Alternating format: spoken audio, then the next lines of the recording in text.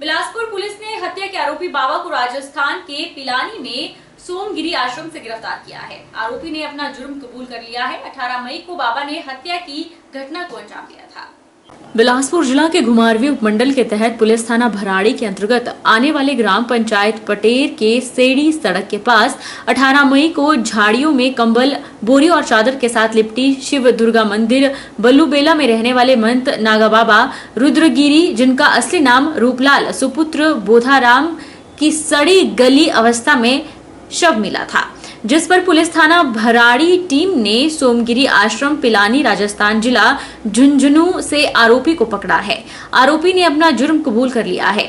DSP Chandrapal ने बताया कि आरोपी ओमगिरी ने कबूल किया है कि शराब के नशे में धक्का मुक्की में बाबा रुद्रगिरी गिर गए और उनके सर पर चोट लगने की वजह से वे बेसुध हो गए। घबराहट की वजह से आरोपी ओमगिरी ने अपने गले में डाले कपड़े से गला घोंटकर उनकी हत्या कर दी और लाश को गाड़ी में डालकर पुल के नीचे फेंक दिया। रुद्रगिरी की गाड़ी लेकर वहां से फरार हो गए। हमने एक्सप्लोर किया तो जब इनकी बाबा की सीडीआर से हमने इसको एनालाइज किया तो ये 8 तारीख को रात को अभी बाबा जी को जब इंटेरोगेट किया, इसका नाम ओमगिरी है, ये 30 साल के हैं और इनका जन्मस्थली जो है वो मुजफ्फरनगर यूपी में है। फिर इन्होंने रात को ये बाबा के साथ रहते थे तो ये कहते हैं कि बाबा ने थोड़ा सा ड्रिंक किया था और फिर रात के समय उन्होंने इनके साथ गाली गलौज शुरू कर दिया। तो उसके बाद इन्होंने हाथापाई दोनों के बीच में हो गई और चोट लगने के कारण वो बेहोश हो गए और बाद में इन्होंने उस बाबा का गला घोंट दिया। उसके बाद इन्होंने बड़े संयोजित तरीके से उनको दूर ले गए, खड्ड के किनारे ले गए और वहाँ पे एक बोरी में बांध के उनको वहाँ पे फेंक दिया और गाड़ी को वहाँ से ले जाके उसको कुटिया को बंद करके जो उनके पास थोड़ा बहुत पैसा था उसको भी ले जाके ये यहाँ से रात के करीब 11 बजे, पौने 11 बजे यहाँ से ये निकल गए। फिर ये अगले दिन जो इनके पहले से भी ये हरियाणा में रहे हैं तो ये पटियाला पहुँचे, वहाँ से ये जींद होते हुए डिफरेंट डेट्स में धीरे धीरे मूव करते रहे। बीच में इन्होंने हरियाणा में ही 2 टायर भी बदलवाए थे। तो फिर इन्होंने 14 तारीख को जाके इनकी जो लास्ट इन्होंने फ़ोन जब स्विच ऑफ किया तो इनकी लोकेशन सीकर में थी। तो हमने फिर इसी चीज़ को एक्सप्लोर किया। उसके बाद तो इनके हमारे पास कोई इन्फॉर्मेशन नहीं थी, लेकिन जब हमने बाकी इनकी जो और बाबा लोग थे उनसे जब पता किया और इनके अखाड़े के बारे में, इनके थोड़ा सा जो व्यवहार था पुराना और कहाँ कहाँ रहते थे उसके बारे में पता किया, तो कल एक हमने टीम जिसमें ASI Sanjay, head constable Sunil और 2 कांस्टेबल यहाँ से मूव किए और जाके इनको फिर रात को आधी रात को वहाँ पे इनको हमने डिटेन कर लिया और गाड़ी भी हमने रिकवर कर ली और आज इनको वापस वहाँ से ले आए हैं। चंबा में पंडित जवाहरलाल नेहरू मेडिकल कॉलेज की 3री मंजिल के न्यू ब्लॉक की रेलिंग से गिरने के कारण एक व्यक्ति की मौके पर ही मौत हो गई। मृतक की पहचान मुकेश कुमार वासी छजौट के तौर पर हुई है। पुलिस ने मामला दर्ज कर आगामी जांच शुरू कर दी है। चंबा में पंडित जवाहरलाल नेहरू मेडिकल कॉलेज की 3री मंजिल के न्यू ब्लॉक की रेलिंग से गिरने के कारण एक व्यक्ति की मौत हो गई। मुकेश कुमार मेडिकल कॉलेज चंबा में रिश्तेदार की तीमारदारी के लिए आया था। इसी दौरान मेडिकल कॉलेज की न्यू ब्लॉक की पुलिया की रेलिंग पर बैठते वक्त अनियंत्रित होकर नीचे जा गिरा। मुकेश कुमार की मौके पर ही मौत हो गई। मुकेश कुमार के गिरने की आवाज सुनकर मौके पर लोगों की भीड़ जुट गई। इसी बीच घटना की सूचना मिलते ही पुलिस टीम मौके पर पहुंची। पुलिस ने मामला दर्ज कर लिया है और कार्रवाई जारी है। रात 12 बजे के बाद पुलिस चौकी से सूचना मिली कि एक आदमी जो है, एक लड़का जो उम्र करीब 28 साल की है और यहाँ हॉस्पिटल में बतौर अपने ताया चाचा के साथ आया था अटेंडेंट, और दोनों थे लड़के, ताया चाची के दोनों भाई अपने यहाँ अटेंडेंट आए हुए थे। और रात को जो आदमी चैन लाल जिसका ऑपरेशन हुआ है और वो जो है अंदर थे अपने ऑपरेशन के बाद, वो रूम में थे और उसका लड़का जो है अपना अंदर सोया हुआ था और ये जो मुकेश था गैलरी में सोया हुआ। और रात को बाहर जैसे कि लोगों का मानना है और ये हमारा इसका भाई है, इसने भी अपना बयान कलमबंद करवाया है कि ये जो है गैलरी में सोया होता, जैसे रात को बाहर आया और इसने जो है एंगल पर बैठने की कोशिश करी और जैसे कि अपनी इसकी बॉडी जो है वो अनियंत्रित होकर जो पीछे तीसरी मंजिल से जो है नीचे फर्श पे गिर पड़ी, जिसके मुंह सिर के बल गिरा है और इसके वजह से ये हुआ है। तो सर आप क्या कार्रवाई करना चाहते हैं आप? इसमें जो है हम अंडर सेक्शन वो है मुताबिक बयान और हालात जो है अंडर सेक्शन 178 CRPC की अमल में लाई जा रही है।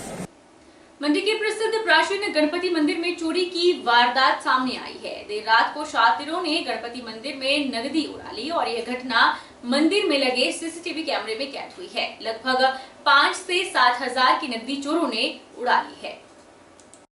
मंडी के प्रसिद्ध प्राचीन गणपति मंदिर में चोरी की घटना सामने आई है। देर रात शातिरों ने गणपति मंदिर में नकदी उड़ा ली।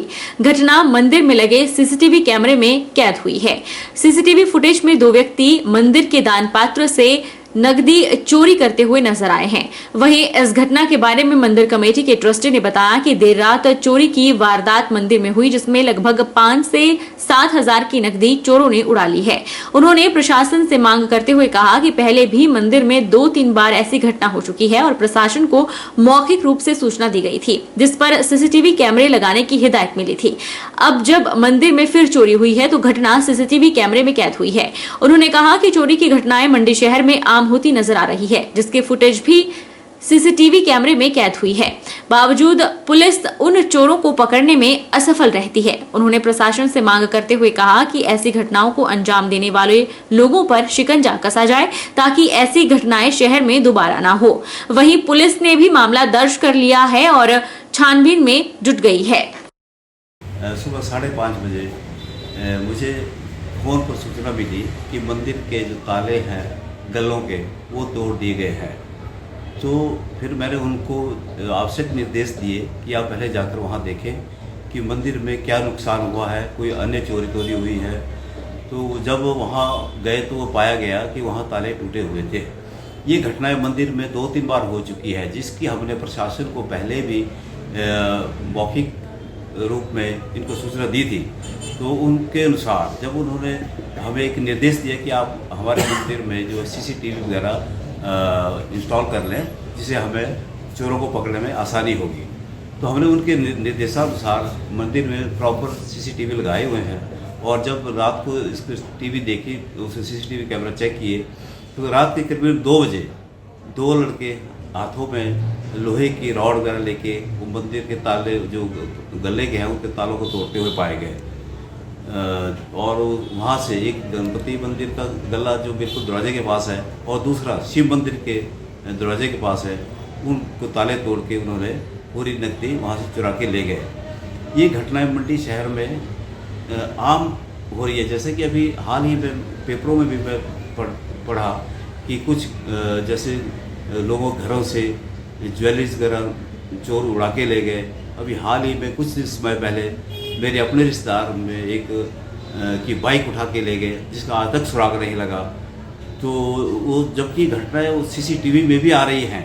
अब वो चोरों को पकड़ने में कहाँ नाकाम है, ये इस पर थोड़ा ध्यान देना होगा।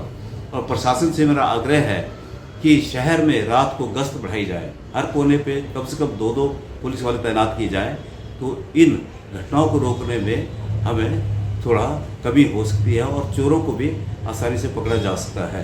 तो उसमें शायद अब तक ये कोई 5-7 हज़ार का नुकसान तय है, जो कैश के रूप में ही गया और अन्य कोई चोरी नहीं पाई गई। बहरहाल बुलेटिन में इतना ही। आप देखते रहिए HP 24x7।